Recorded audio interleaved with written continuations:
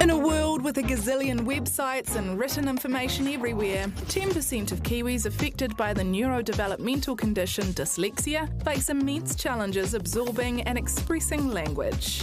First identified in the 1870s, dyslexia was misunderstood. People with it deemed lazy or of low intelligence. We know better now, and advocates say it should be embraced for its strengths like out-of-the-box problem-solving and creative thinking. Consider these creative and dyslexic thinkers: star director Steven Spielberg, genius inventor Leonardo da Vinci, and the world's greatest scientist Albert Einstein. Now, a new book by Kiwi author Laughton King is shedding light on how to navigate life with dyslexia. Joining us now, author of the book Inside This Dyslexic Mind, Laughton King. Laughton, I have dyslexia, which you might have guessed. Could you help me explain to these guys and for our audience what it feels like to be us, what the world looks like? Well, one way of putting it is a little bit like diesel and petrol. Most cars are petrol, they run on petrol. Some are diesel. But if you put petrol into the diesel engine, it gums up, it slows down, and it dies. Now, it's exactly the same. Dyslexia means I don't do language, but school is a language place. Reading, writing, talking, listening, thinking in words, all of that stuff, it's language. But I struggle with language unless the language has got a picture. So if you say boat, I get a picture of a boat, no trouble. If you say perhaps, I'm struggling to find a picture, and when I'm the child and the teacher has said something like, perhaps this environment is not conducive to your satisfaction, I'm thinking, what? There's no picture in that sentence. And so I'm sitting there struggling, because when you're dyslexic, you don't do language, you can't explain it to anybody. So you're on your own, you're stuck. How do us, I don't know, lexics support someone with dyslexia? Good question and well asked. The first thing you do is you make sure that the language you use is pictorial. So if you want your son to go faster because you're waiting for him to get in the car to go to school, hurry up does not work because there's no picture in hurry up. If you want him to hurry up, then you need to say, hey Joey, go clean your teeth, run.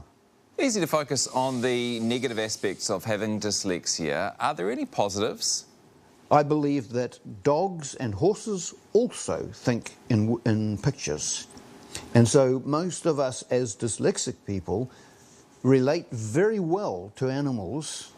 We're just looking at Kim at the moment. I just got all eyes on me. She's an ambassador for the SPCA, so you got that one right. Yes, there are positive signs, but generally, I've had to get into my late middle age before I could even start to find that stuff. Well, Laughton, thank you so much for the work you've done and for speaking to us tonight. Kim, Yeah.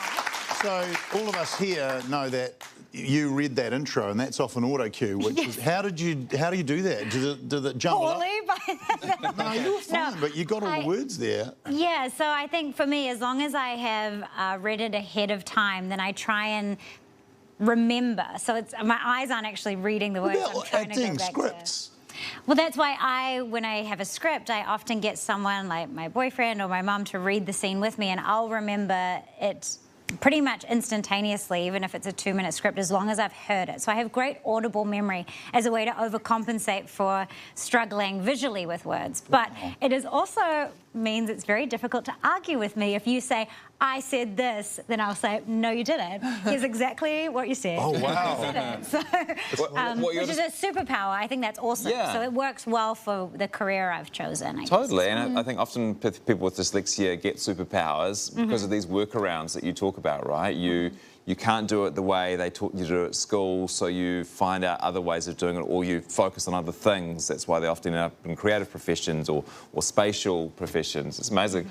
Also quite a bit of connection between what people with dyslexia experience, along with what people with ADHD experience, or people on the autism spectrum. It's kind of, don't really think of it as learning difficulty anymore, they think of it as learning difference. So if you just teach according to how that person understands, you can make a lot of progress. It's very cool, and cool to have voices like yours being like, hey, I've got dyslexia. It makes it so much I always try and wear it as a badge. Like, I know everyone here at the project's super accommodating. Like, I always mention it ahead of time because then it takes the kind of power away from it. I've kind of already said it. So if I do fumble, I've then taken the sting out of the blow if you go like, oh, cool, she's struggling a little bit. Yeah, we don't have time now, but I want to know what dogs think. Let's move on.